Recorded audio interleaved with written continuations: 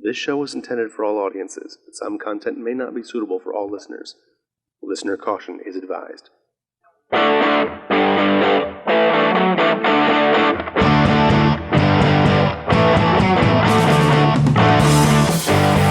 You're listening to The Quest, Advancing the Art of Role-Playing, the show where we talk about role-playing in all of its forms, from tabletop to LARP and even cosplay.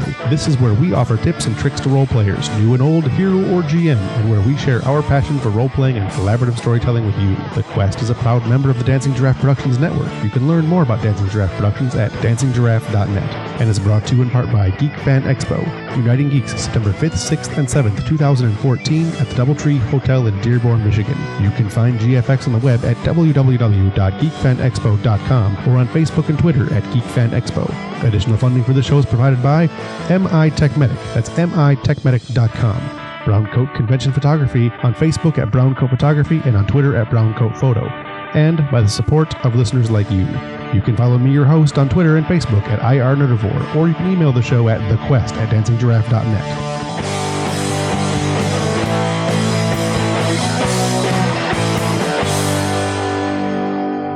And now, thank you for joining us on The Quest.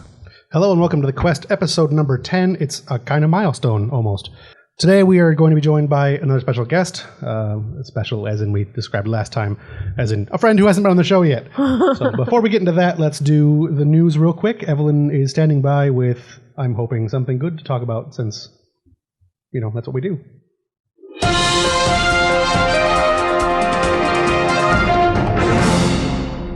From tabletopgamingnews.com, Melior Via has launched a Kickstarter campaign in order to fund Accursed, their fantasy RPG setting book for Savage World system, where the monsters show that they need love too. A dark fantasy tabletop RPG setting for the Savage Worlds game system, where heroic monsters fight for redemption. In a world of dark fantasy and perilous adventure, the forces of evil have triumphed. Those who remain uncorrupted by wickedness must rely upon monsters to fight against the darkness. Witches have ruled the land since the last battles of conquest, but their grand coven has been sundered, leaving behind remnants of a once mighty army. The remnants of the Horde include captured citizens of the conquered nations that fought as the witches' shock troops. Sounds interesting. Also from tabletopgamingnews.com, Pyre Studios have created a new tool for DMs and GMs to create NPCs on the fly during games via their new encounter dice. They're looking for funding over on Kickstarter. Simply put, dice with full-color RPG tropes on them allow you to quickly and inventively generate NPCs, characters, adventures, items, treasures, locales, monsters, bosses, etc. In our initial set, the focus of this campaign, we have a set of 6 dice covering the following concepts of characters and items: race, class, alignment, weaponry, armor, and loot. With these dice, you can create NPC archetypes for your party to encounter and also add a character's demeanor, intent, and with the item dice, add some variety to chests, drop treasures, etc. I might have to get a set of those. Have to check them out on Kickstarter. Sounds interesting. I don't know how useful they really are going to prove to be. They look really interesting, but they're dice and they do stuff. I'm going to have to get them. Good enough. Crazy dice that do stuff. And from timesfreepress.com, on a blue sky summer afternoon, 10 teens are gathered on the second floor of the Chattanooga Public Library, sitting around a pair of tables littered with books, sheets of paper, and pencils. The big screen TV behind them is dark, and the video game consoles connected to it as lifeless as the unplugged Ms. Pac-Man arcade cabinet a little further down the wall. To some, the idea of teens ignoring their 360s and PS3s in favor of a style of gaming that first became popular in the 70s and 80s might seem like a surprising anachronism. Yet, D&D and other tabletop games have persisted over 40 years in the face of increasingly sophisticated competition from high-tech forms of entertainment. In a 2000 survey, Wizards of the Coast, the current owners of the D&D universe of products, estimated that 5.5 million people in the U.S. regularly play tabletop role-playing games. Tabletop gamers, new and old alike, say they're drawn to the freedom of a game system that doesn't limit their choices. Yeah, it's pretty good stuff. I actually just got the final release playtest for D&D Next. It just came in my email today, so I got to check that out and give it a look. Nice. So, there's a correction from a previous news story. Yes, I don't think we did it last time. Somebody had gotten our Kickstarter taken down. Yes, the Asylum project, unfortunately, they closed their Kickstarter all of 6 days after they opened it. I've been watching their website and watching the Kickstarter page, but there's been no news as to why, and I've been having trouble finding a way to contact them to ask. Yeah. Well, at least I don't think anybody lost any money on that one, because if they didn't meet their funding goal, then nobody's going to have been lost, and no one's going to have lost anything. So Right. Unfortunate, because it looked like it would have been a fun game. Yeah, it looked like a lot of fun. All right. I think I had something else, but I don't remember what it was, so we're going to end the news there.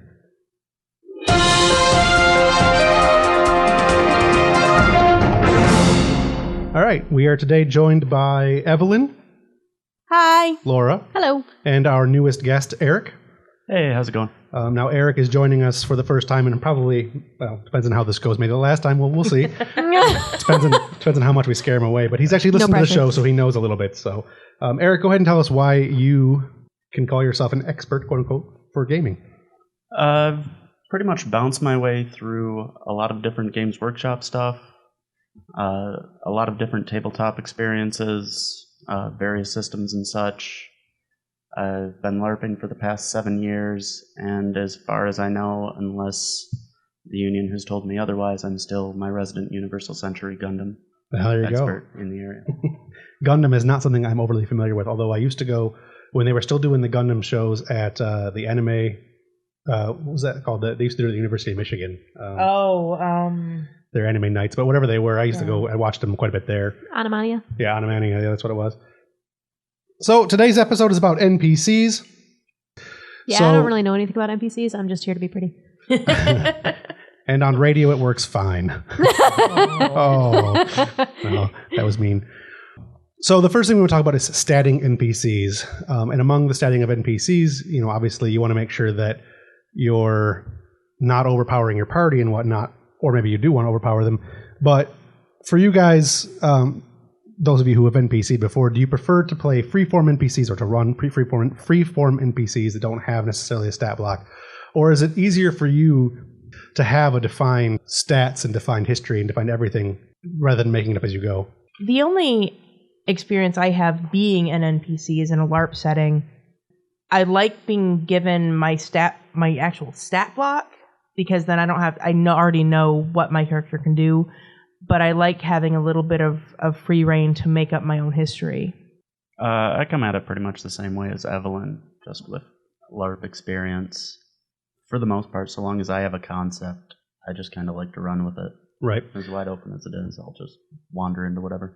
Sure. I'm not really very good at the freeform stuff. Like, that was the one thing that one of the very little bit of GMing experience that I've had, I felt like I needed to have everything planned out because I'm not very good at coming up with things on the fly. Right. Now, see, I tend to be the exact opposite. I like to have nothing and make it up as I go to fit the story better. I did it a lot when I was GMing, especially in LARPing, and I do it pretty much constantly on tabletop because I'm too lazy to write stuff up. And it's basically a lot of, playing a human warrior, and I run into 6 people who are high level. I can give them a fight and make up the stats, or just call numbers and fall down when I think they think they've taken too much hurt, which is usually what I did. Or I can, if I run into a group of low level characters, especially this more prominent in LARPs obviously than tabletops, but I can stat it down and I'll call 2s and fall down to 4 hits or 5 hits or whatever to make them feel good. And I like that free form. It's actually one of the reasons that I really regret not being GM in Outkinar anymore, because now I play kobolds and I get jumped by people that are my level, and I'm beyond that. I think that you can get pre-gens a lot of times, especially in newer games. In Dungeons & Dragons 4th edition, they have a lot of stat blocks, and it's usually a lot of NPCs that are pre-made and basically just, here's a sheet with a bunch of characters on it. And they do it a lot in the back of RPG books too. The new Star Wars book has got quite a few of them. The old Star Wars books had quite a few of them. D&D has, the monsters manuals. When you're looking through books, do you, in reference to the monsters manual, I mean, everybody here has played D&D. Mm-hmm. So when you're playing D&D, do you think about the stats that the NPC that's coming against you has? Let's say you're facing a wyvern. Do you generally know what the stats for a wyvern are, and do you really care if the stats change? I've never paid attention to any of that stuff. Never have. Yeah, I wouldn't have any idea. Yeah. Maybe it's a unique. You could make the wyvern like any stats that you want, and I'd have no idea. Yeah, maybe that's a unique GM thing because I know the Yeah. stats on almost every NPC in D&D, no. and When I first started gaming, I read the Monsters Manual for fun. Yeah. Because I really like the art. I like the information on all the monsters. So I used to know some of the stats, but I tried not to let it influence Right. my character and how my character would react to. to what the NPC's doing. Yeah. Yeah. I find it to be somewhat distracting when you know the NPC stats and you know that, all right, well, that's not really a threat to me. That's kind of a threat. Right. Right. And then, especially in LARPing, where you'll see something that's, the stats of it. I mean, everyone in LARPing, everyone that plays Canar, especially in really any LARP you've played for more than a couple of events, the stats of what an orc should be. And you know that an orc isn't really a threat for somebody who's like mid to high level. 2 or 3 orcs might be, but and then you'll find that one orc that's super high level and beats the crap out of you, and that'll make you really mad. So I find that to be somewhat distracting. I know a lot of the players find that too. Do you guys find it more fun to play to encounter NPCs that are particularly challenging and hard to face, or would you prefer to fight a lot of NPCs that are just really kind of easy to kill and not really that much of a threat? I like the ones that give us a bit of a challenge, that you have that, oh shit, I might die moment. When I know we talked about our Star Wars game a lot because, well, we played a lot. Right. 6 whole gaming sessions. Right.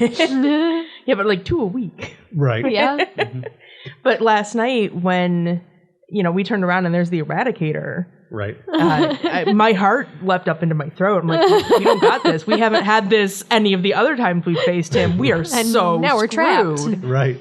And when we managed to defeat him, there was a sense of pride and joy and a lots of relief. Yeah, I had to make stuff up for him as we went because you guys owned him in like no time. We got really good rolls last night. Yeah. Well, you're starting to breach that level. What is the sweet spot for the new system? Every system has a sweet spot. Canar has a sweet spot. D&D has a sweet spot. Star Wars, every game has a sweet spot. Normally for D&D, you think of it's between about 3rd level, maybe 4th level through about 9th level. And that's a spot where it's fun for the PCs because you're about on par with the NPCs, but you get to win these really cool fights. But occasionally there's some threat. And over that level, and it's like, well, I pretty much got all these bad guys. I know I'm going to succeed, and I can cast Wish, so who cares? And then you've got below that level where it's like, well, I can't make a single roll. I can't climb an elevator shaft. I can't do anything. Anything under 3rd level in a D20 system just kind of feels like the pre-story to a character. Yeah, and it's usually what I use it for is the preamble type stuff, the prelude, as it were. So I think you can have a lot of fun with it, though. I like playing low-level characters in D&D. I don't want to ever do it again in a LARP, but that's because I'm old now and I don't want to go through all that. You're spoiled. I'm spoiled. But I'm also old and my knees don't work the way they used to work and my arms don't work the way they used to work and I'm not in the kind of shape I was when I started and I can't fight the way I used to fight. I've gained, me in weight since I started playing. So yeah, there's definitely a balance that you have to reach as far as the high versus low level NPC stuff. And have you ever played an NPC that you thought was way too high statted and taken a dive or adjusted the stats on the fly, even though you probably shouldn't have because you were just too high level for the adventure? Or did you particularly revel in the fact that you were so high level in a certain encounter that you got to wipe out a bunch of newbies? Most of my experience, whenever I've had a big NPC, it's usually on kind of a big night, so it just kind of gets lost in the mix. I've found really just sticking close to the stats worked out about as well as, where it was supposed to. I haven't played a lot of combat NPCs. I prefer the more RP NPCs, so I don't think I have a lot of basis for comparison on that. Right. So in that regards, though, you're talking about playing big NPCs and big knights and whatnot, there are some systems like 7th Sea and even the new Star Wars that use a 3-tiered NPC system. And it's something that I always wanted to do at Canar, and I kind of did it a little bit. And I do it in pretty much all my other games, and it's the henchmen, brutes, and villains categories. And obviously, in 7th Sea, the brute is somebody that you can kill, all day. Make a couple of raises, and you can kill as many as you want, basically. And if you drop them to 0, they're dead. They're pretty much one hit They're basically one hit characters, right? Yeah, they some might be 2 hits depending on your role. In 7th Sea, they were largely 1 hit. In other games, they're sometimes 2 hit. Then you have your henchmen, which are basically like your Count Dooku's or your General Grievous is. They're important, they're badass, but they're really not central. Then you have your villains, which They're are not like bosses. Yeah, they're not bosses. Oh, they're mini bosses. Mini boss. Yeah, they're mini bosses. They're Koopa in every castle but the last one. So, then you have your villains, which is like your Darth Vaders and your Emperor Palpatines and that kind of thing. So you were saying you haven't really played too many of the high end like villainous characters, but have you really had any experience playing with or against henchmen in any situation that you can think of? Or brutes, or a situation where maybe that the story might have been more fun because it was brutes and you realized that you could be the big damn hero for a few minutes? I like a mix personally in tabletopping anyways. I like a mix. I like to be able to have a whole bunch. I like fighting a whole bunch of characters that are just like that you just kind of like mow through. But if you did that all the time, it would get boring. Yeah. So Actually had a pretty interesting experience with a brute, just a single brute Yeah. in Deadlands, and ended up splitting the party and making a big old mess. Nice. Deadlands is a game we haven't really talked much about, I think. nope, Not I really. don't have any experience with it. No, I've played it once or twice. It's actually a pretty fun game. You're thinking about brutes and whatnot like that. You can have situations, especially from the PC side, where you've got the quintessential red shirt, the character that's going to die to prove the situation is serious. I.e. your washes. I don't even have a last name. Oh, guy from. You do have a last name, Galaxy guy. Quest. Yeah. It's crewman number 6.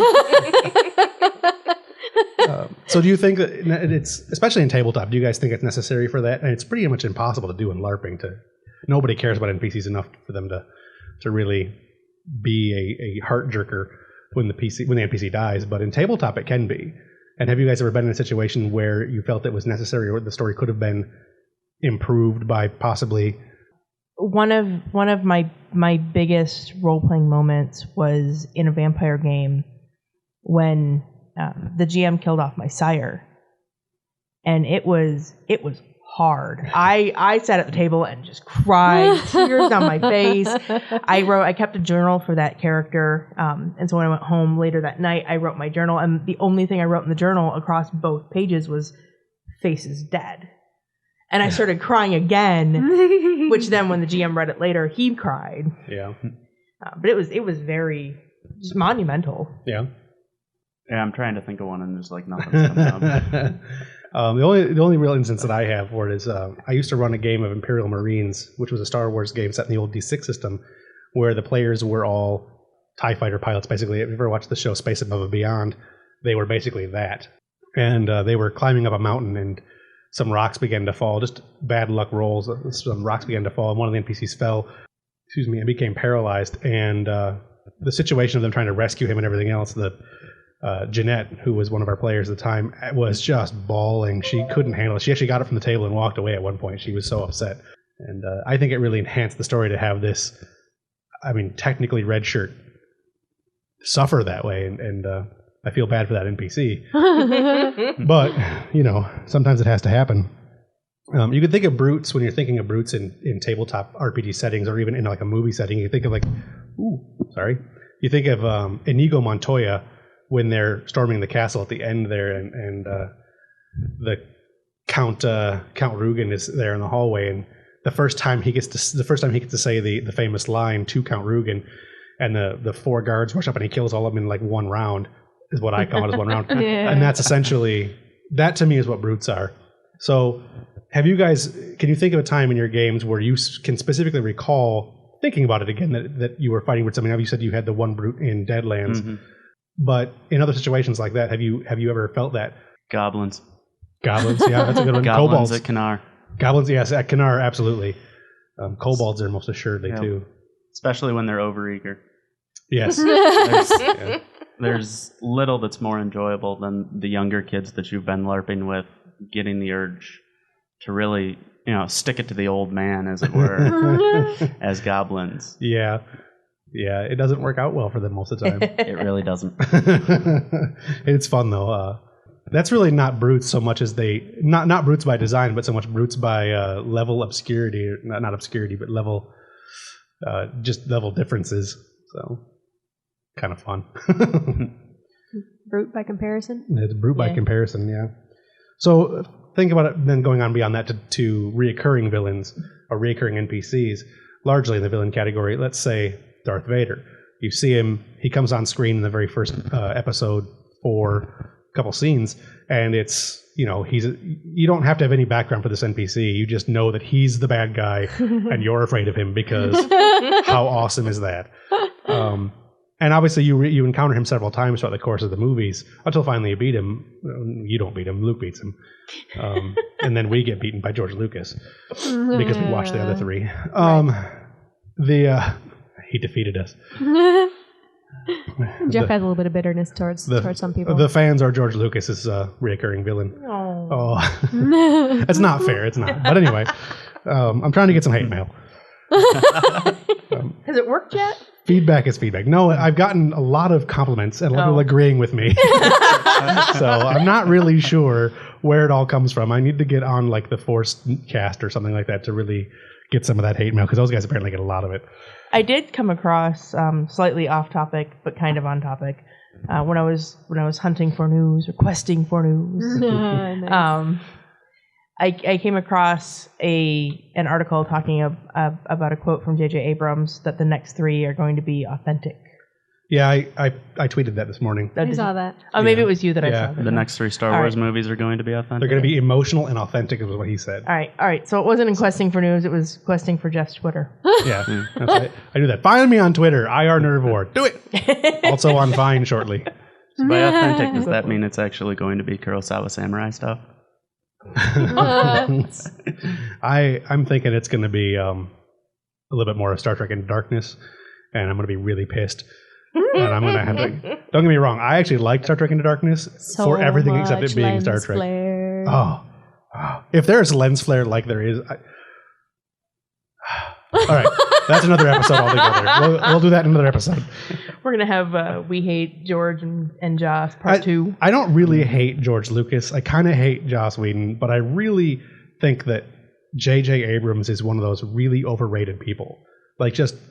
He's not bad. I didn't dislike the new Star Trek movies as sci-fi movies. I hated them as Star Trek movies, but, you know, we'll get to another episode. It's a thing. We'll get another rant like the Joss Whedon rant. It'll be a thing. Maybe I'll open that. Anyway. So we're talking about reoccurring NPC villains or NPCs in general. So give me an example of your favorite or most memorable, at least, reoccurring villainous NPC, be it LARP or tabletop or movie or book or anything. There was a D&D game I was playing in for a long time, and there was a reoccurring NPC in there that was a bad guy. And he was a bureaucratic flunky. And he didn't show up much, but when he showed up, it was just exasperating. And you could see the whole party just look at each other and remember who he was and go, He's this guy again? He's like Badger from Firefly. Yeah, but with political backing. Right. You've had some pretty good villains in the World of Darkness, the 20s World of Darkness There's game. a lot of villains in that one. Yeah. A lot of recurring villains. Yeah. Eric Ron is one of them. Promethean. Fortunately, I have a hard time keeping them straight. Yeah. Well, you guys faced a couple of, not necessarily villains in that, but some hardcore henchmen like Count Saint Germain. Mm-hmm. Dracula, who you guys wasn't really your enemy so much as you guys made him your enemy. Yeah. Because you basically lied to him, and he was all set to help you and everything else, and then no. So you have to deal with that later. We're PCs. You're named. That means we don't like you. Yeah, that's exactly what it is. Obviously, he's the bad guy. He's being shown to us. You never see heroes or other good guys. Do you think of anything, Evelyn? The one really memorable one for me is also from the LARP. We fought this, and I, for the life of me, can't remember. Talk into the microphone. I don't want to. I want you to strain to hear me. Hobgoblin? I think it was a hobgoblin named Hagonic. Oh, yeah. And in the first big skirmish with him, he withered the silver tips off my character's staff, which were a gift from Temple Siren. Right. So Dal was pissed, and she made it his life's goal. She was going to kill him. Unfortunately, she died first. Yeah. But every time he'd turn back up on field and I'd hear his name, I would go bolting for over wherever he was. The opportunity's still around. Yeah, the nice thing about Hagonic is that's an NPC that we took. We were trying to end another plot, and I took this NPC and I basically made him into the PC's NPC contact. They could basically utilize him in what way they needed to, and the PCs absolutely made him the villain. Like they went out of their way to make him the bad guy. And I mean, not that he was a good guy. He was definitely not a hero character by any means. He's still in like I think I classified him as chaotic neutral. But he was there. They had a common enemy. They teamed up with him, and then the PCs just did everything they could to make him their enemy. And fortunately, I'm not the one running that NPC anymore. And the people who are running the game currently do not have the vendetta that I would have against the PCs where I still running that plot. I would make that a thing. Hagonic was a fun character to play, though. He's gotten a lot of bad rap since we played him earlier. He's become kind of a major dick. So, I had Dan Holland play him originally, so he was kind of a major dick to begin with. So let's talk about the perils of a GM PC. Now, you guys obviously haven't really GM'd, so you don't really know from a GM side of things, but from a player side of things, have you ever been involved in a game where the GM had a PC? Some of Jamie's games, like in that D&D game that we played for so long that Jamie was running, he had the healer, Sam. Sam, yep. Yeah. And yeah, Sam was there throughout pretty much the entire campaign. Right. And did it ever come up as to be particularly a problem as him having the PC? Like, did he ever get the Mary Sue complex, that kind of thing? Not with Sam, but we did occasionally forget he was there. Sam get cut down or die once? At the end of the story, he dies. Think he did, yeah. Didn't you cry about that? Maybe. Even Brandon said he got teared up about it. So I don't remember a whole lot of specifics from. I'd forgotten about Sam. It's all kind of a blur. Yeah. So from a Kanar standpoint, I mean, I know I was a GM and I played my PC, and every GM has basically played their PCs, even though some of them said they weren't going to. What do you guys think of a GM, either in LARP or in tabletop, playing a PC, and what do you think of as what are the cons as far as playing? You think as far as playing a GM playing a PC goes? For some of the cons, I think there tends to be a kind of passive conflict of interest. Not that anyone is actively going after what's going on, but you have the GM having outside knowledge of what's going on in the game, and then their PC could potentially have that knowledge depending upon the quality of the person and such. There's also the possibility that the stuff they're writing is stuff that they like, which is also similar to the character that they like, and that stuff can basically head right for them even when they try to avoid it. I think it can work depending on your GM and depending on the character. Right. Like, I'm not really a big fan of when, especially with like newer GMs, I tend to cringe when somebody who is newer to GMing offers to run a game and then decides to also play a character, because it just never goes well. Yeah. But I thought Sam, the situation with Jamie playing Sam was quite successful. I don't think that there were that many problems with it. Newer GMs tend to want to play PCs more than older GMs do. I think older GMs get to the point where they just forget about their characters and too busy telling stories with it. See, I don't have any interest in running a game and playing a character. Yeah. I just think it'd be too complicated to do both. I think in a LARP setting, it's a little more doable because LARPs kind of run themselves. Yeah, you never GM'd. They don't. No. Fair enough. They look like they do, but that's because I'm good at what I did.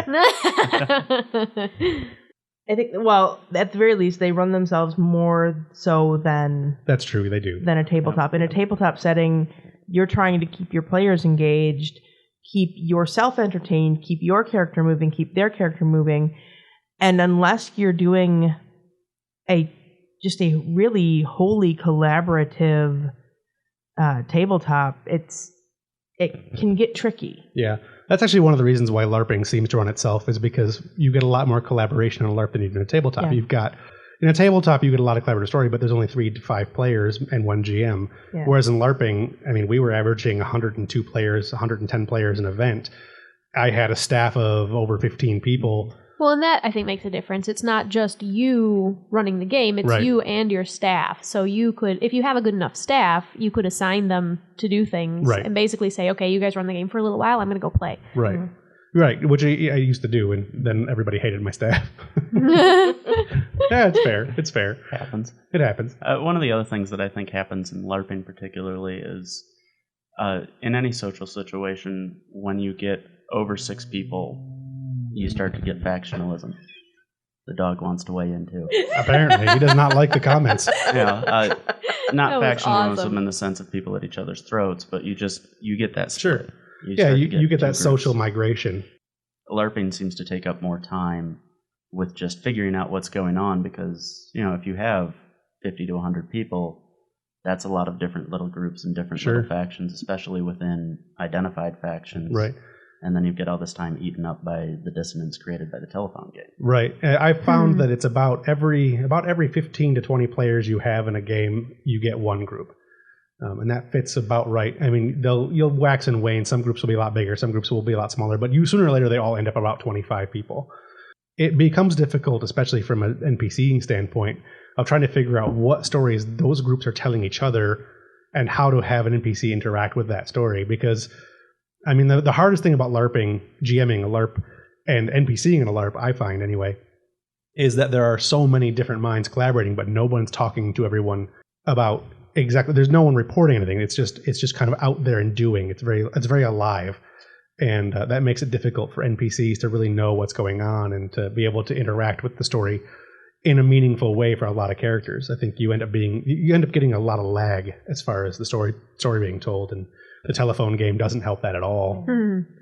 So, assuming you did have, like say Sam or GM PCs or whatever, do you think it's right, or do you think it's better, possibly, for assuming there is a GM PC, for that PC to level at the same rate as you guys, or be higher level, or lower level, or be a little behind you guys, or what do you think about that?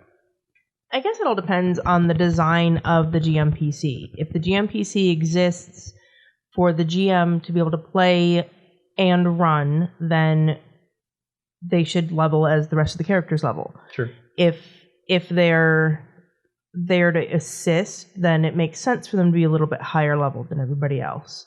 If they're just there to be there, I guess level as necessary. Right. Well, there's a point when they actually become more of NPC companions than PCs. Yeah. And there is a difference between a GM PC and a companion. So think about Monty Python and the Holy Grail, because I have a soundbite that I want to play for that. So I specifically thought of this one.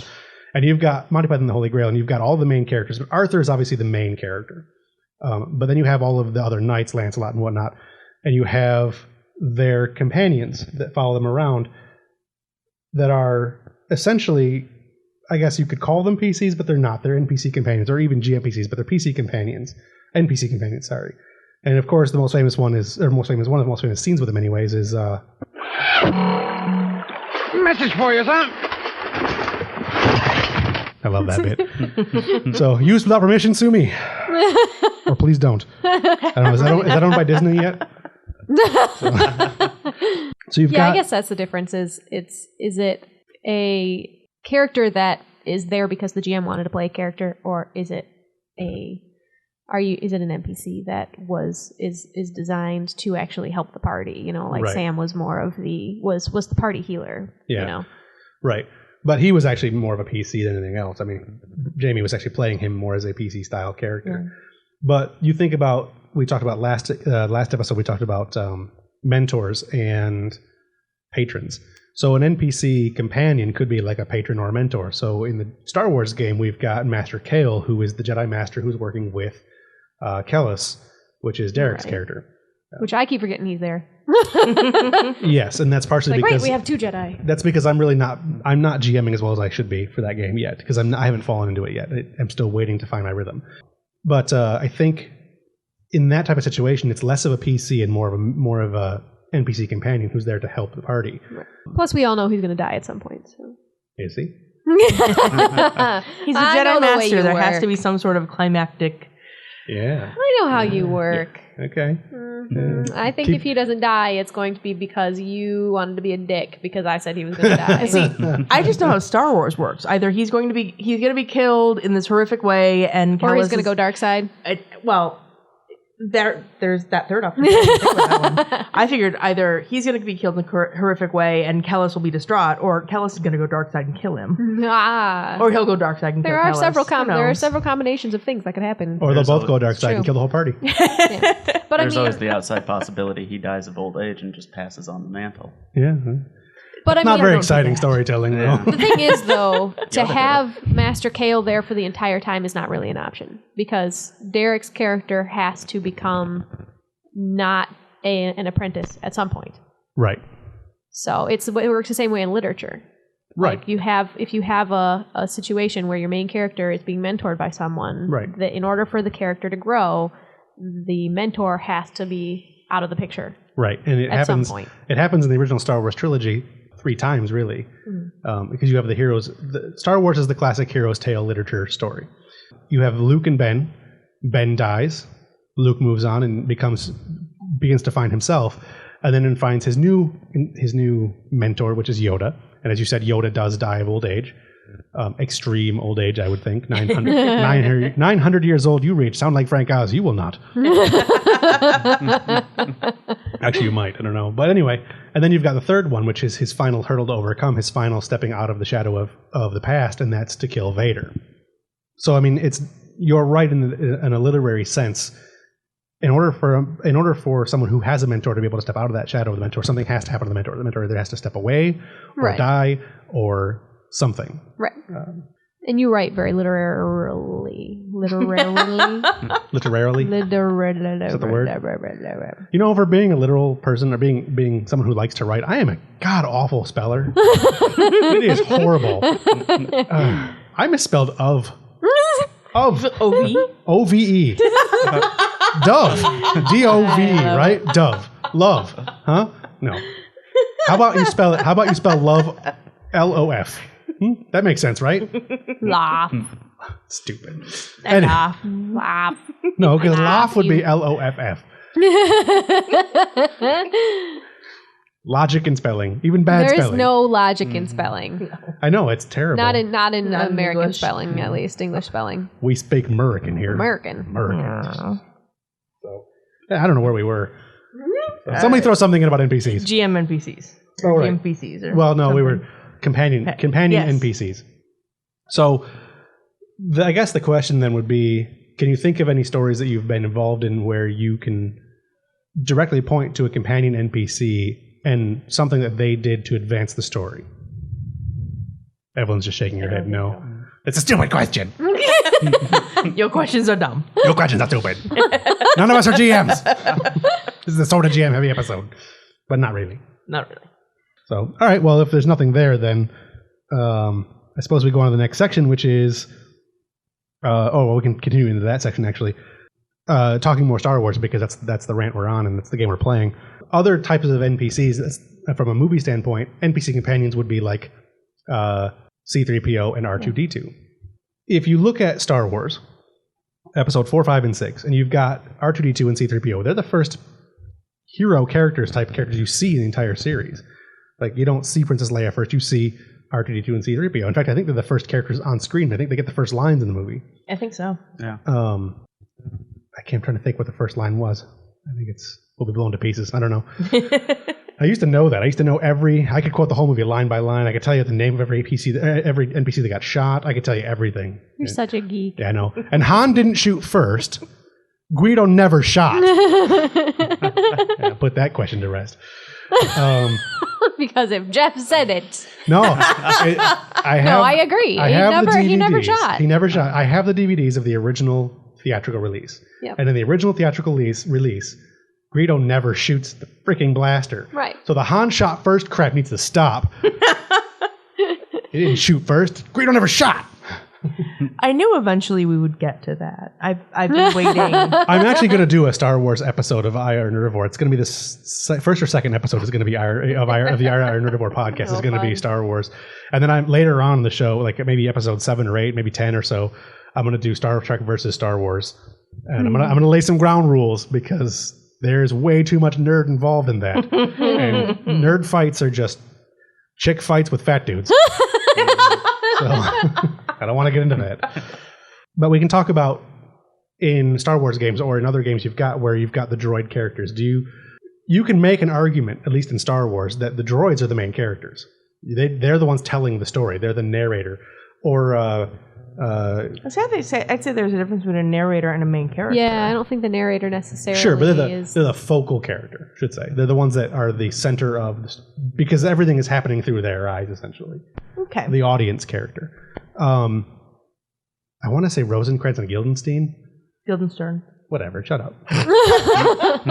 Guildenstern. He's Jewish. Guildenstein. So Frankenstein? My name is Frankenstein. So, I mean, you have those kind of characters and stuff like that. And thinking back on any games you've run, could you be able to find an NPC or even something else in your story that where you might be playing the heroes, but maybe you're not the ones telling the story. Maybe the story is being told from another perspective. It could have been from Sam's perspective. Right. Until he died. Well, that's actually what Jamie said, is that he thought the campaign was being told from Sam's perspective. It's one of the reasons why he wanted to kill him off. Huh. That was being told from the Rhyming Rings perspective. You don't remember the Rhyming? I don't remember ring? the Rhyming Ring. You don't remember Brandon having to spend the first 3 years of your gaming having to rhyme about everything he did? I don't know if I was playing at that point, but I've heard the story. Okay, play it straight. There's no doubt. I'll turn your eyeballs inside out. And can you think of anything, Eric? It's not really coming at the moment. No? No. Sit down one day and think about it. Think about, as far as a storytelling standpoint, I do it a lot as a GM at least. Do it for Kanar. I do it a lot for Kanar. Like, Jonas' story is actually Gwen's narration. So I'm not Jonas is the story of Jonas, is the hero of Jonas' story, but Gwen's telling it. So think about it like that. And for me, I think that helps players and helps me as a GM be able to solidify the story and where you want the story to go, because it gives you a chance to step outside of it. If you watch Star Wars from the perspective of the droids, you get to sit back and really watch these characters do these things rather than trying to superimpose yourself as, I want to be Han Solo, I want to be Luke Skywalker. So much as it's, wow, Han Solo was a badass. Chewbacca's tall. So, especially if you're R2. Yeah. Kenny Baker. There's actually a photograph of Kenny Baker standing next to Peter Mayhew, and it's really kind of frightening for those nerds of you who are not actual true nerds. Laura, hey, you know who Kenny Baker is? By the contents of that conversation, do you know who Kenny Baker is? Well, I think we've talked about this before. Sure aren't they? Kenny Baker is the guy who played inside the suit of R2-D2. Right. And Peter Mayhew is a 7'6" tall actor. Right. Who doesn't fit on airplanes because he's too tall. But no, he was to play Chewbacca. So. Oh, okay, right. And then Anthony Daniels was the one who played C-3PO. So. Right. And I mean, I hear you say these names on occasion, but I don't listen most of the time. Yeah. Jeremy Fry, I think his name was. If anybody wants to Google that and tell me. Your level of Star Wars geekdom is just a little too much for me sometimes. Yeah, I think it's Jeremy Fry is the guy who originally played Boba Fett. I think is his name. Well, look that one up and tweet that one into me. I only knew that because of Star Wars Trivial Pursuit. So, I got that question wrong, and I'm like, that's not acceptable. I can have nothing wrong on Star Wars. I sat down at one point and actually memorized all of the trivia questions from the Star Wars Trivial Pursuit game. Such a dork. That's cheating. No one will play with me anyway. No, all right. Nobody plays any Trivial Pursuit games with me. Because I think true. aside from Derek, I don't think any of us are match for you in Star Wars. In Star Wars, probably no. There is one thing that comes up. There's an older Gundam series, I think it's 0080, where the main character is actually a 7-year-old boy. And you follow him as he interacts with things that are going on. And it's 6 episodes of just awful brutalness. And it all finally comes together in the end. You're just like, as anime should be in the few good things. You could look at Robotech too. You're talking about Gundam, other giant mecha. You have Robotech in the Macross saga, and you've got Minmay. Have you seen Lauren, Evelyn? You've seen Robotech, right? I've seen a couple of episodes. I think I was shown a couple of episodes, so I understood the world when we played Robotech. Right. Okay. Well, like, because Brandon was watching some of the like original episodes and stuff at the condo, and I was just like, wow, I can't handle this. It's an old show. It's a lot better when you're 10 years old. So bad. It's way better when you're 5 and 10 years old. I'm sure. But you've got Min-Mei, and you can actually have the argument that a lot of the story, even though it revolves around Rick Hunter, who is the main, I guess, star of the show, that a lot of the story is actually told from the perspective of Min-Mei and other side characters like Global and that kind of stuff. It's a good way. I think anytime you can look at a story, any movie or things like that, try to put yourself in the perspective of what non-main character you could actually be the one telling the story, because I think you get a different perspective on the way the story is being told that way. I'm gonna have to start watching for that in our game. Yeah. Yeah, currently your game is being told by the Shiss. Oh, yeah. Uh-oh. I mean, he's the only one that lives.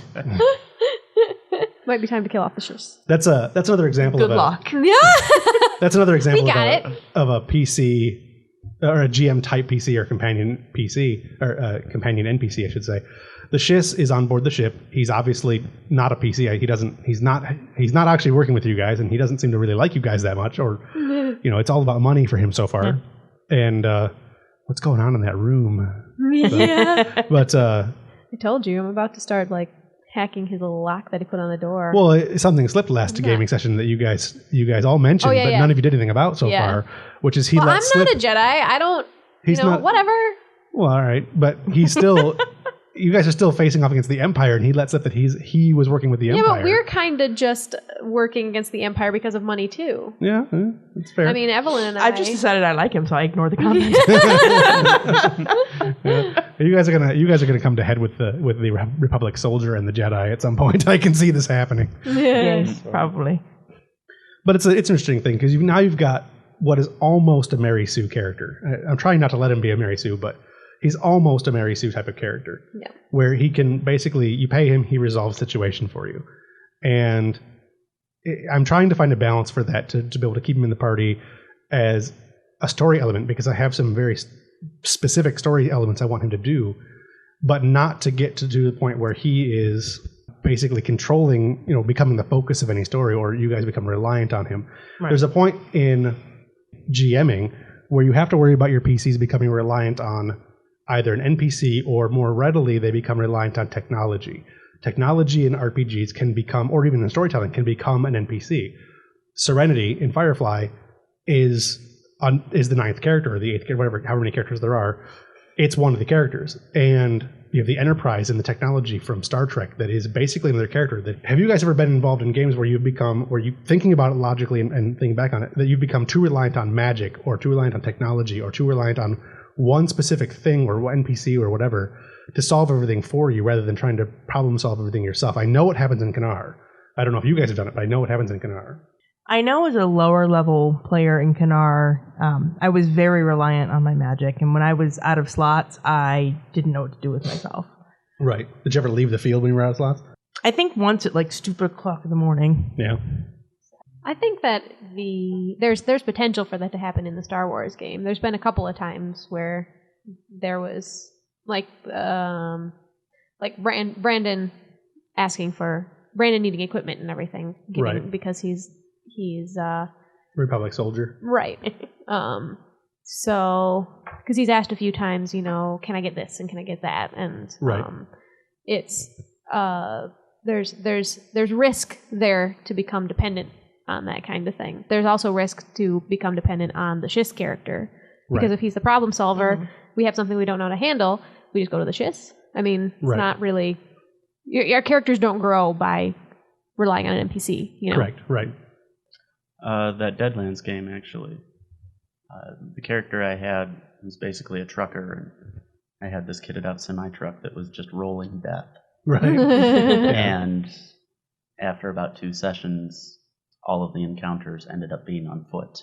Yes. There were concrete bunkers, tank traps, whatever. Right. Couldn't get the truck in there. Yep. That was actually the crux of the issue with that brute splitting the party. They basically came up with a car with a cannon on it and fired at us because they were scared shitless trying to get wherever Right, they sure. were going to go. And my character and a couple other characters immediately went, oh no, the truck, we're out in the middle of nowhere in Deadlands area. That's not cool, and sought retribution. And in the course of doing that, some of the more positively aligned characters were like, no, he's done nothing wrong, and Right. lack of party communication, and it immediately turned into almost an out-of-game frustration. That's the thing you got to Sounds watch like out our for, zombie too. game. Yeah. I was actually going to bring up the zombie game. You guys became fairly reliant on the Winnebago. Yeah, that's true. It was your hidey hole in your haven. Yeah. Or in the case of Nick and Snyder, who became overly reliant on the Humvee. Yeah. Like to the point where it was actually, they were going to lose that Humvee. And I- possibly one of them was going to die. Yeah. Probably one of them was going to die. I often felt like like I was trying to be a good character when most everybody else was not necessarily playing the good guy. Yeah. I think one of the things about a zombie apocalypse game that everybody finds so appealing, and I think the reason why zombies are so popular right now is because it gives people an opportunity to play themselves as evil. They get to see themselves in the consequence-free environment and just going around doing whatever they want willy-nilly because there's no consequences. Everybody's a zombie. Right. Yeah, I have a lack of. Little... Yeah, I disbelieve that the majority of people who say they're going to do well in a zombie apocalypse are going to do well because most of them are afraid of fucking spiders. So you're not going to do well in a zombie apocalypse, and just get over it. But so we talk about tech as NPCs and other types of NPCs that are extremely powerful who could be companions, like bonded mounts in D&D. It's something that particularly comes up because in my current Pathfinder game. I'm not really sure if you get bonded mounts in that yet or not because I really haven't read that far ahead. But there's a paladin in that group. There's also a couple other lawful good characters, but everybody wants the super special bonded mount. They want the unicorns and the chimeras and whatever else. But obviously the most coveted of all bonded mounts is dragons. Everybody wants a dragon. I mean, everybody wants to be playing in the Pern series. Everybody wants, Totally. I want a land shark. which is basically a dragon with smaller legs. That was my entire goal in Jamie's game was to get a land shark. Sharknado. I just no Sharknado. I just wanted a land Totally shark. different. Yeah. And I only wanted the land shark because I liked the picture. Yeah. The picture for land shark is pretty cool. Yeah. Land shark. Ever see that bit on Saturday Night Live? Oh my God, watch that bit on Saturday Night Live. I don't know, you just YouTube it or something. It's hilarious.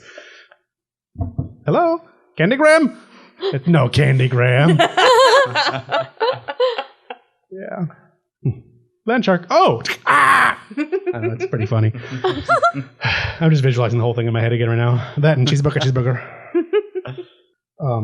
So, obviously, assuming you're not the PC that gets the dragon as the pet, do you think I'd be it's so jealous.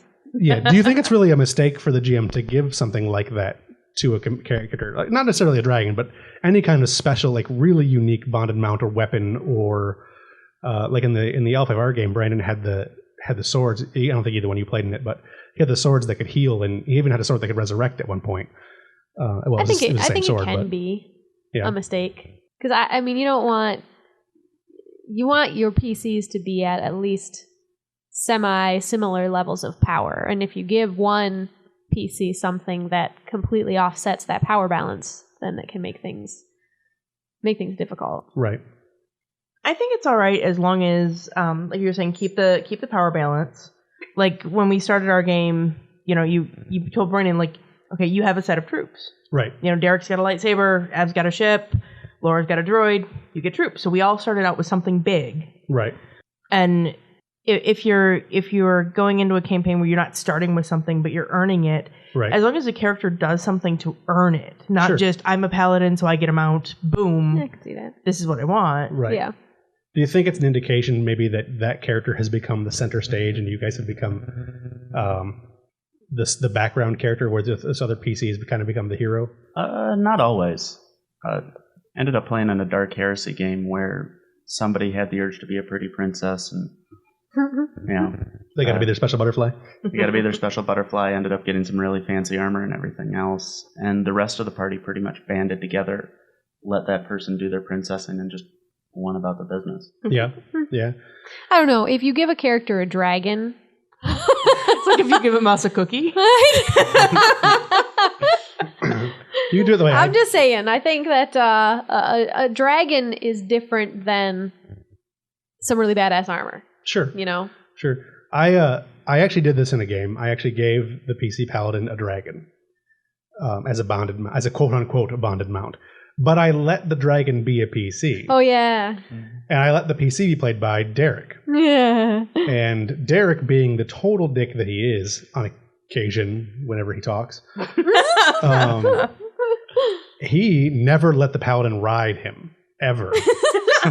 Like, you're my bonded mount. I want to ride the bonded. Like, no, that's not a thing. I'm a dragon. You're a human. You're not touching me. Don't touch me. Get off me. And every time Brandon went to buy a horse, every time Brandon's PC bought a horse, the dragon would eat the horse. I'm like, no, I'm your ride. Walk. So, that's awesome. it was fun, and I think Brandon really hated me for that. And I know that it strained him and Derek's friendship for like a minute. For a minute. I think the that particular player character becoming the new focus of the group isn't necessarily a bad thing either. Sure. As long as you're rotating focus. Sure. And honestly, that doesn't always happen. Sometimes you'll be involved in a story where the PCs just one of you is going to be the hero and the rest of the PCs are the secondary, and you might not rotate. In the Legend of the Five Rings game, the Lion game that we were playing, the main focus of the story was whoever was in charge of the group. It didn't really matter to me who was in charge. It started out as being Derek, but he died in a heroic onslaught of Ronin rebellion, and it got replaced by Brandon, who became the center of the story, who then committed seppuku for no freaking reason whatsoever. It was a good reason. It was just not a good reason at all. And then Laura became the head of it, and then we stopped playing because you ran out of characters. No, because I'm a bad leader. No, yeah, no. Hey. No, that's not why we stopped playing. We stopped playing mostly because the story got away from me. It got out of my hands, and I needed to be able to corral the story back in, and I couldn't figure out how to do it. So the game isn't ended. It's on hold. Mid-season finale, as Derek calls it. Yeah. But it's an HBO show, so it won't come back for like 4 years. Right. So thinking on the route of other types of NPCs, obviously LARPing is the best way for people to get a good feel for NPCs unless you're GMing. Obviously, in Kanar, we use sashes or tabards or whatever. But when you're looking at it, thinking about it in a cosplay sense too, do you think the clothes really make the NPC? Does your personality change when you change your costumes? In my experience, it actually does. Most of my PC stuff doesn't really even kind of sink into my head until I start to put all of the different pieces of garb and whatever else on. Yeah. So I always make sure to take a bunch of different stuff off and kind of get myself into the mindset of being something else whenever I end up NPCing out there. I agree. It really helps you immerse yourself into what you are. I've heard a lot of people talk about it in the respect to makeup as well as clothing. I mean, obviously I know from the clothing standpoint, I don't do a lot of makeup though. I did play a dark elf out at Oakland University Kanar for a while, and that really made a big difference being able to wear the makeup there. So do you guys, when you're playing NPCs, do you generally find that, how about changing weapons or putting on wigs, is it even, take it even farther, or do you think just changing clothes usually is enough for you? I try to change my weapons as well, partially to give myself experience with other weapons, and partially because I have a very specific stance with my character's primary weapons. Sure. So as soon as I drop back into that two-blade stance, my brain goes back to Delvenja, even though I'm wearing different clothes. Right. I don't have a lot of experience with the makeup or the wigs, because I have really sensitive skin, so I can't wear the makeup. Right. And I'm like crazy germophobic, so I'm not putting on a wig that someone else has worn. Thanks. You can keep your lice. Yeah. I've never, I don't ever LARP, but I would imagine that it has a lot to do with the way it feels. If you're wearing very similar feeling clothing, then it probably wouldn't be as effective as if it's something that's significantly different so that you can feel the difference. I mean, like, wearing clothing, you're not always conscious of what kind of clothing you're wearing, but if you're holding a weapon, if it's a different type of weapon, that seems like that can be more You ever done Stayed? effective. No, not really. No. No, Mr. Jawa's kitty. I He's one of the always female. change up weapons when I NPC. Always. Slows me down a little bit, makes things just a little more even keel. Sure. I fight a lot more with shield. But I could see like how that would be. I mean, in real life, if I'm wearing a t-shirt and jeans, I don't feel very professional.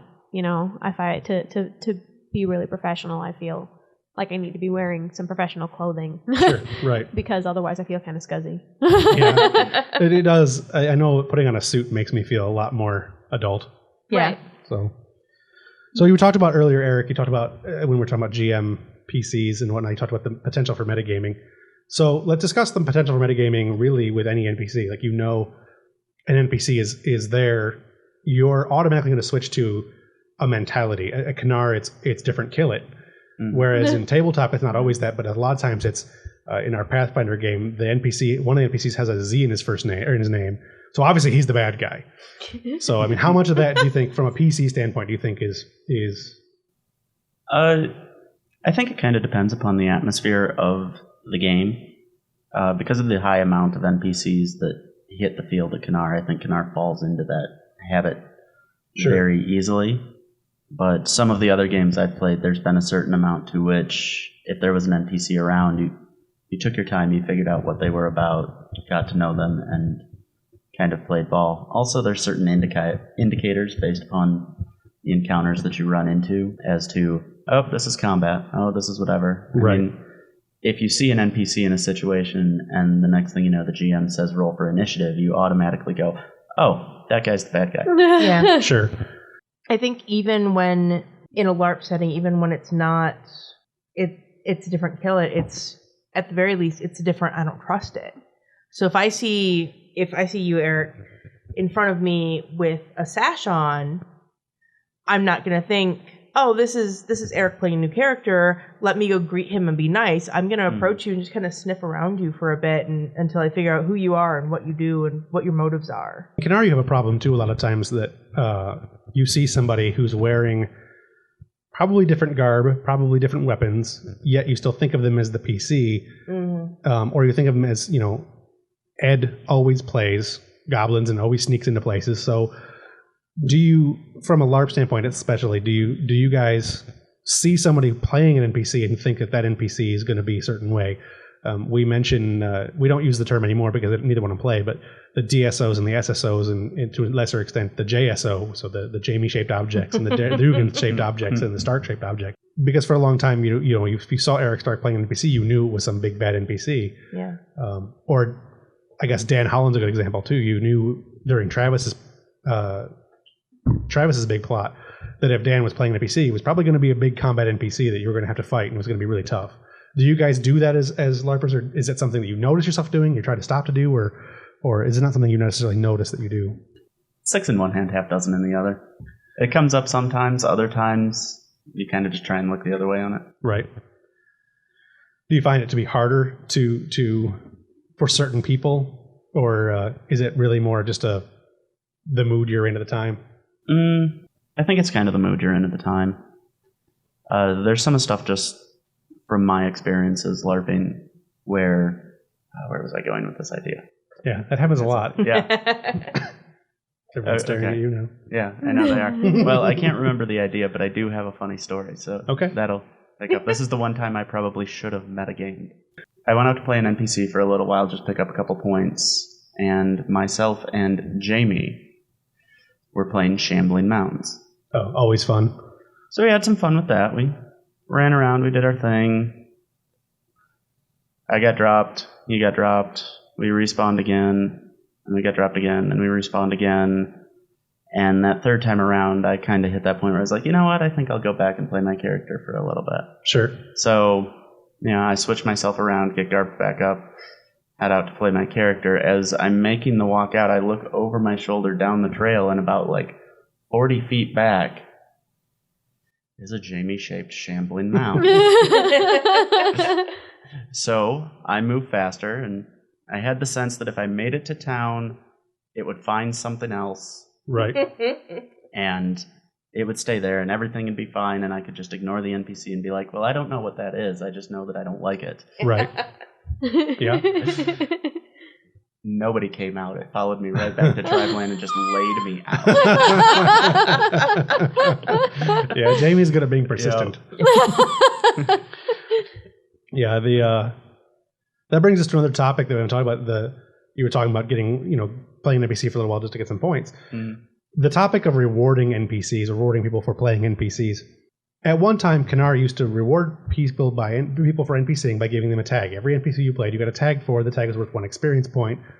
You can max out your experience points at the event for at a total of 30.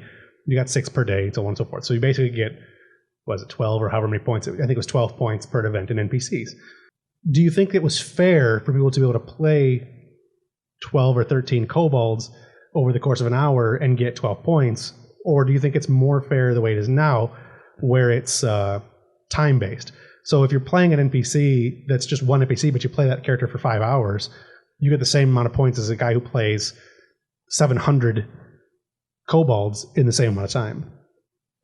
I like the system that Kanar went to, where you're rewarded per hour as opposed to per NPC. Like I said earlier, I don't tend to gravitate toward heavy combat NPCs. I prefer the RP NPCs. So like one of my first events, and I think it was my first NPC experience, I got roped into the Virtues and Vices plot. Sure, right. And wound up playing, I don't remember which virtue, one of them, and played her all weekend. Sure. Yeah, and you really got, 1 experience point for that? Yeah. Yeah. But I didn't really care. At that point, I was a young player. I didn't care. I thought it was just cool that I got roped to this high-level plot, and I got to be this big, badass virtue. Right. Right. The hourly system seems like it would make more sense because, if you play a role-playing heavy character, then you're not likely to go out there just for a few minutes and then die and come back and play another NPC. Right. But playing an RP heavy NPC for several hours seems to me like it would be more challenging than just running out there as a kobold and, getting splatted and coming back. Right. What do you guys think about the idea of mandatory NPCing? So basically you play a LARP, you're required to NPC for, 4 hours or 5 hours an event. I have issue with that on 2 different levels. One, we're all part of the same game. We should all be going back and forth playing NPCs for each other. Sure. Like I like the system that we've kind of set up for Age Long. All the people that the elves NPC'd for one of the other big festivals will come out and they'll NPC orcs all night. The other reason that mandatory NPCing upsets me is I am paying for this LARP. Sure. I should be allowed to participate in it as I see fit. So if I don't want to NPC, then I lose out on that. And by the same token, I shouldn't expect people to NPC for me. Right. In regards to both of those things, first, the conflict between NPC time for points over the quality of RP versus quantity of RP. Yeah. One of the things that I've particularly enjoyed about Kanar, especially in my later years, is how much RP, which other than lore skills has nothing to do with stats you pick up, can move you around a situation, can move you through a combat without actually having a combat, can completely change the way the game works. So I guess in my experience, I've found that anything you can do to kind of get away from the grind, as it were, is good, and role-playing NPCs definitely help with that. Yeah, absolutely. As it pertains to being required to NPC, I wouldn't necessarily mind it, but I think it's kind of a lot to ask if you don't necessarily have the organization set up to be able to throw something at somebody immediately when they want to do their time. I don't know. I'm torn on the mandatory NPC thing just because I know that while LARPing is largely story-driven, self-story-driven, if you are constantly in a game that doesn't have NPCs or doesn't have anything happening, just what PCs are doing, the game gets kind of boring for a lot of people. And even if I for one, don't particularly like to fight, but the energy isn't there unless the people who are there for combat get their stuff. They start talking about a character and everything else. And it really is, I think it's largely based on the amount of time you played the game, too. So if you've been playing the game longer, you're less likely to care as much about the combat than if you've been playing for a very short period of time, because you don't have that invested interest in the politics of the game. Yeah. And if you don't have a mandatory NPC time, which obviously Canard does not have a mandatory NPC time, but it's something that we talked about doing at one point. Mm-hmm. If you make it mandatory for PCs for people to NPC, I think you can help keep the story moving along and help prevent a whole lot of PvP. Because eventually it breaks down to, if the PCs don't have monsters to kill, they're going to kill PCs. In LARP. It doesn't really happen in tabletops, but in LARPs. So I'm kind of torn. And I can see a reasoning for it, and I can see a non-reasoning for it. I mean, Kanar is an extremely cheap LARP by comparison to really every other LARP in the country. So, I mean, that's kind of where I come in on that. I'd be willing to pay more if I didn't have to NPC. But that also comes down to the notion, too, of full-time NPCs. Sometimes some LARPs, like Harps, offer full-time NPC benefits. So you become a full-time NPC, you don't pay dues.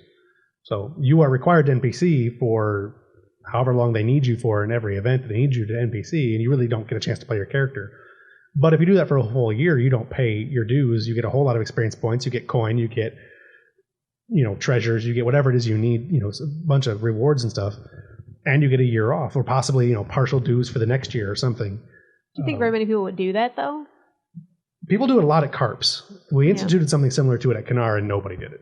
Yeah. So. Okay. I was going to say, I feel like most people, I don't know. I'm outside of the Kanar world. I just hear it from you guys, so I hear a lot about people whining about not being able to do anything. And there's a lot of negativity that surrounds Kanar, a lot more than for other LARPs. NPC. Yeah, there's a lot of negativity that surrounds Kanar that doesn't surround a lot of other LARPs, and I think there's a lot of reasons for that really probably could be a whole episode into itself.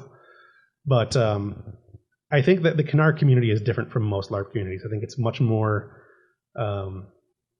hate-driven. Yeah. And it's really unfair because the game actually, it probably is the best actual hands-down LARP there is when it actually comes to playing the game. But the second you step outside of the game itself and talk to anybody in the parking lot or really into that stuff, you end up getting a lot of hatred, and it unfortunately is infectious. Yeah, it really is. And I think that NPCing suffers a big hit for that because of that. Because you get a lot of people who don't want to, they don't want to help somebody else have fun with the story. They get so mad at the game they don't want to make the game better and help the game from a character standpoint. I feel like to be really successful, a LARP should be a community of people. Whereas with Kanar, it kind of sounds like it's not really a community. It's like a bunch of people who want to play a different game than everybody else. They want to control the game. Yeah. And I think that's a big problem. I think part of that comes from most LARPs that I've ever been to, most LARPs you'll go to in the Midwest are not community-based LARPs. I mean, there's a LARPing community, but it's just like conventions. The group, the attendees of the conventions don't decide what happens at the convention. It's the convention management that runs the game, or runs the convention. And you get good conventions and you get bad conventions, but you've got YomaCon, which is 9 years old and has 15,000 attendees, because Morgan and Scott and Brad do a really good job running their convention. But then you've got conventions, and I don't want to mention any, but you've got conventions that are really, in their 6th and 7th year, or have been around for 20 years and had disappeared for a while and are coming back, that kind of thing, that don't do well because they've got the same problem, the same community infighting. Mm-hmm. And I think Kanar as a LARP has that too, where everybody that plays Kanar believes they have a right to determine how the game is run. Right. And while I don't necessarily disagree with that, it doesn't work for Kanar because you get into the petty politics and you get into, well, I started the game, so it's mine. And I've been doing this for this long. And I mean, I've been playing the game consistently longer than any other player other than Tim Schafer, period. Yeah. Like without a break. I have voluntarily missed one event in 16 years. I have otherwise missed 3 events total. So a grand total of 4 total events in 16 years.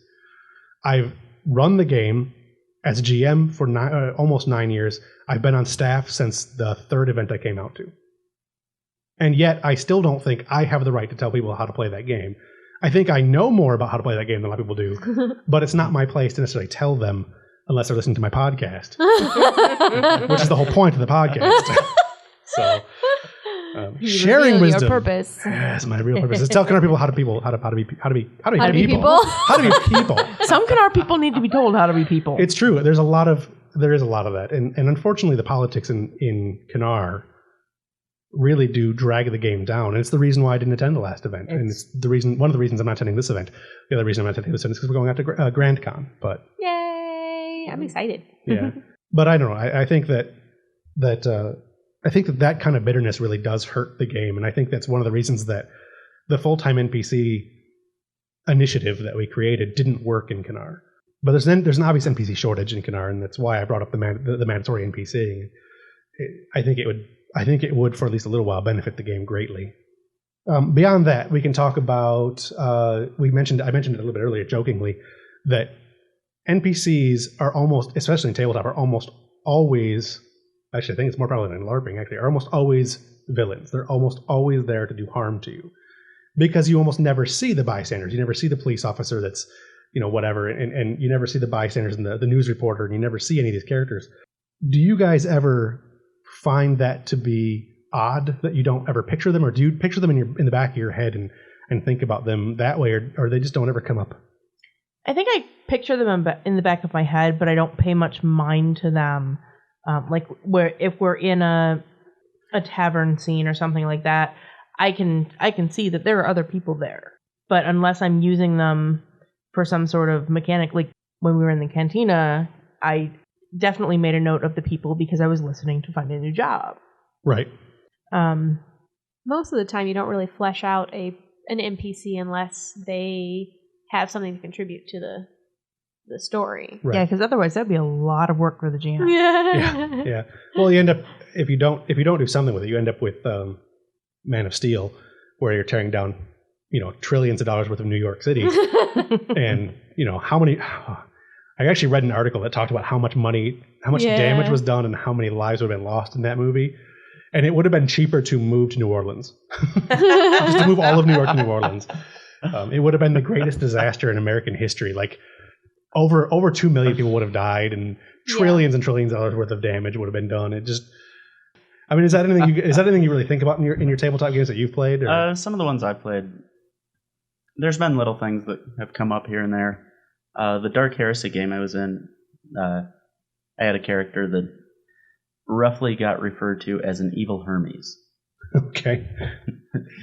It was entirely business and hobnobbing, and we ended up in a situation with a lot of higher end people, that kind of invade the party sort of thing.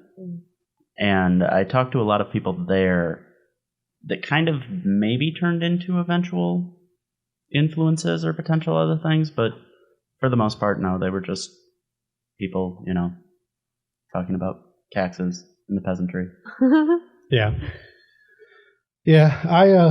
I've done a lot of games where, mostly in superhero games, this is where bystanders come in to play. I've run a few superhero games. I've played in a few of them where the hero has to think about saving bystanders. So, in a situation, let's say take D&D for example, and you've got your dragon coming down off the mountain and laying waste to Lake Town, and you're a bard, so you've got your bow cocked and everything else, and you miss. What do you do? Now are you trying to? Is your thought really to I'm going to kill the dragon, get the loot, and that's NPC. That's XP with wings, or is it more? do you ever get into the mindset where it's I have to save this town full of people, even though I really don't know that much. Bard knew a lot about the town; he lived there, but the dwarves had no real best interest in the town. They didn't care about the town. Do you ever think about it in the terms of saving quote unquote innocent lives, or is it really more of a I'm the hero, I'm going to kill the dragon? I do. I think. I always try to do whatever the character would do. So if the character would, if you're playing like a rogue that is pretty much, single-minded, like, the stereotypical thief that I just want the loot, right, then sure. But if you're playing a good character, then you're most likely going to be concerned about saving people's lives. And that's kind of the way I usually play it. Like, I think for me, it depends too. I'll pull another example from Surprise, our Star Wars game. With the job that I did get was to just drop this random droid in a cargo bay on Sure. Coruscant. Right. And I really struggled with that because I didn't know what it was or what it was going to do and what consequences and repercussions it would have, and it was hard. It's hard I being a almost smuggler with a didn't conscience. take the job. And Smuggler with a conscience. what were the repercussions? I don't know yet. Yeah. I thought about following the guy, but I thought he might notice. Yeah. I made a note too. Like, I've got a lot of moral quandary type jobs for the smugglers in that game, and it's a lot of, if you do this, this happens. If you don't do it, this happens, kind of stuff. And so far, you failed the first one. That's okay. That's okay. So it makes the game more fun that way, anyway. Yep. Because then later on, you can have like a guilt complex. Right. Yeah, I'm waiting to hear that somebody's been assassinated on Coruscant by a droid. That's not what's going to happen. No, it certainly be much, much worse. So, unless there's anything else, anybody want to throw anything in there just on open random NPC stuff? Your favorite NPC of all time? This wouldn't be the favorite NPC of all time, but it is another fun story of random NPC moments. A friend of mine was running a game that was kind of a space opera sort of thing, not Sure. Star Wars. And, it had a little bit of a Firefly feel in that we're all on a ship and we're all doing this. And there was a NPC that tagged along with the party that was basically cute girl, knew more about what was going on than we all did. And eventually it turned out that she ended up being like some space princess or whatever. Sure. She doesn't look Druish. But she showed up in about the 5th session. I got bored at about the 3rd session. And so when she showed up, I made it my character's goal to basically try and get with the NPC. Okay, sure. So my sophomorish advances towards this girl completely went over my buddy's head. It was just ridiculous. Yeah, I've always found it fun to try to have a love interest with a male GM's characters. Awkward. James Gaspard, we played a game of 7th Sea. It was one of the best games of 7th Sea I've ever played. One of my all-time favorite role-playing moments. Brandon and I were both up to the same. I think she was a ship's captain, and we the way she was described, there was no way I wasn't going for this chick. She was redhead. That's all that mattered. She was rich. So anyway, we started having the love interest, and I basically made advances that Brandon was also making, but I was making them smoother because I'm smoother than Brandon a lot of times. And the character may fit better. And anyway, we ended up having a skinny dipping moment, jumping off the back of the ship and skinny dipping and having our moment. And James never once flinched. It was gorgeous. It was one of the most expanding moments of my entire life because I was visualizing everything going on in my head. I was visualizing we're in the water, we're swimming, it's dark out, we're at the rear of the giant ship that she owns, and everything is going really well, and it's cool water and everything. But I couldn't help but seeing the fairly effeminate James across the seat from me and gazing woefully into his eyes. And I'm a little turned on by James now. So, I know he listens to the show. Like he's our one listener in Japan. Yay. So that one's a call out to you, James. And wow. Despite the fact that I dated his sister for like 4 years, I probably would have left Jeanette for James. And I'm not at all gay, just so you people know. But I would have done it. As long as you're not thinking about James in bed or anything, it's fine. Moving on. I'm waiting for the panic phone call from Laura. He yelled, "Oh, James!" No, the name I'm going to yell at in bed is Nathan Fillion. So. Well, that's fair. Yeah, nobody can fault you for that. I can deal with that. I'm going to yell it out in Chris Walken's voice, though. Doing little tumble turns in the bed. So, anybody got anything else? What's your favorite? What's your all-time favorite NPC, Laura? I don't know. I'm going to cut that out and use it. Oh, God damn it. You haven't played the soundbite that makes me want to punch you in the face. You have to stop either. making such fun sounds. I can't help it. Keep going. When you pull them out of context, it's, They become ringtones. they become ringtones. Such a jackass. Anyway, I know you've got one. You've got to have one. I gotta I get don't know. I mean, the whole Nobu thing really probably was the most significant NPC moment for me. Okay. Well, that's That I good. That can was in the think of. last year. Yeah. And it probably- But the problem is that I have such a weird, I have a Memory. really wishy-washy memory, so I mostly only remember things from the past year. Anyway, Evelyn, do you have a favorite NPC? Face is easily my favorite NPC. Now, which face are you talking about? You're not talking about face like from Kanar. No, Okay. God, no. That was nobody's favorite NPC. No, Face from Kent's vampire game. That was my Nosferatu sire. Okay. I don't think I have a favorite NPC. I think I have a lot of favorite PCs, but I've PC'd a lot less than I've NPC'd, so it worked. One of my favorite NPC moments, which you brought to mind when you were talking about Dan in the Jamie or in the Travis stuff when he was always playing high powered stuff. Right. We thought took a break from the norm one age long and was playing this elf. And we thought he was on our side. right, he was running with us, and it was all well and good until he turned out he was disguised. Right. And he killed somebody in the middle of the woods. I don't remember who it was.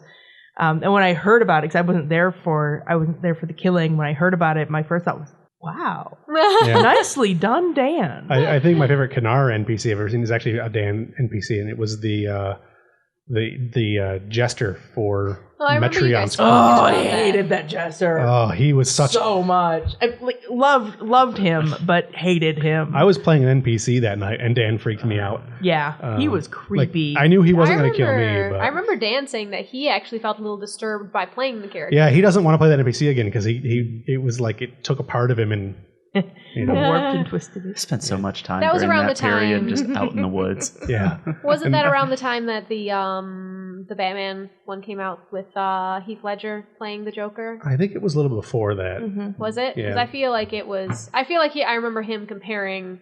It was the nearish experience too, to but I Yeah. think his gesture Heath was Ledger It was before. close, but I think Dan played the NPC before Okay. the movie came out. But yeah, it was very similar to that. It was that Dan used to say how much it kind of bothered him. He didn't want to play it anymore, which is unfortunate because it was a really good NPC. It really freaked out was. every PC on the field. I was in the back behind House Colada, in the woods, just as an NPC, trying to regroup and figure out who I wanted to attack next and who I wanted to kill. And Dan came stalking up out of the darkness onto me, and he was wearing all white and black, with I think he had some red on him too. He looked like a Harlequin. He came storming out of the woods at a rate that it was deceptive. I didn't notice how fast he was coming up on me until he was on top of me. And it really freaked me out because he moved in such a way that was just really terrifying. And I knew he wasn't going to kill me because I was an NPC, but I was still Jeff was a little bit nervous that this thing was coming at him. It was one of my highlight moments for Kanar, and it was totally out of character for me. So I was dragging Ambrose out because Ambrose had decided he was going to get lippy and got dead. that's what So I Ambrose was does. trying to drag him out back into town when that damn jester came up. Good stuff.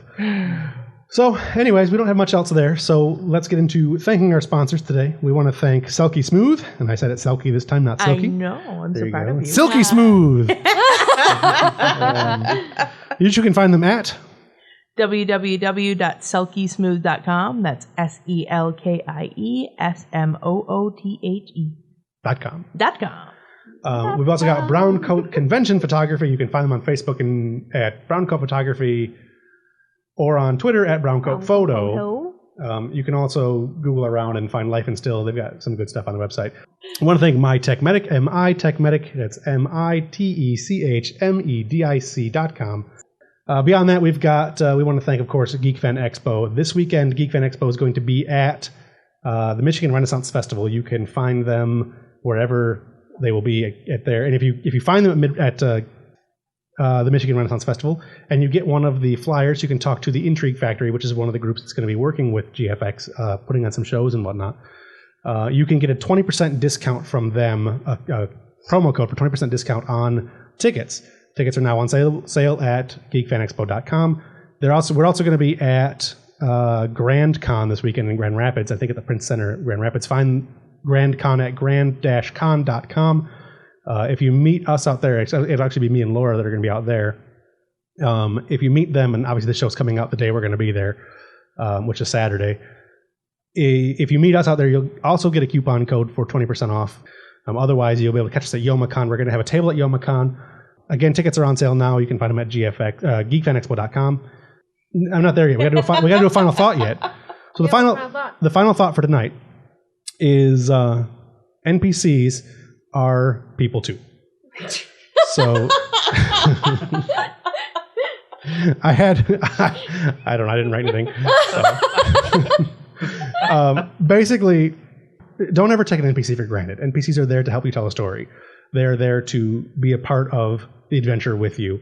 They may not be on your side. It is the GM's way of collaborating with you, and you need to be able to find a way to collaborate with that NPC, even if the collaboration is I hack his limbs off.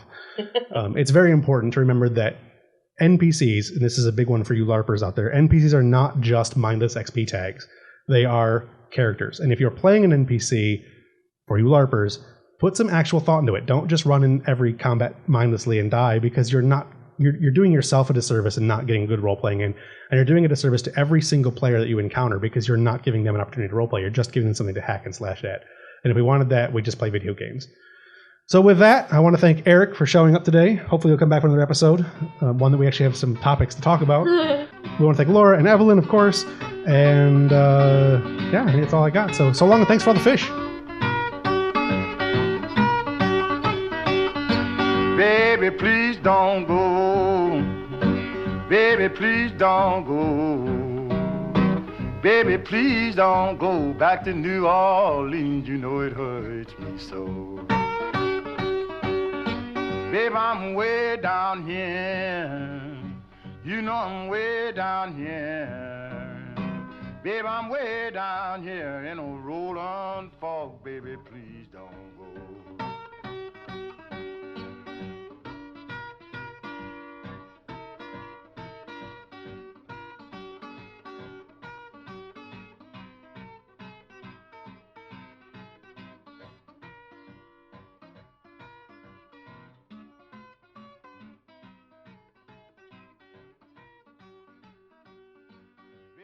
Please don't go. Baby, please don't go. Baby, please don't go back to New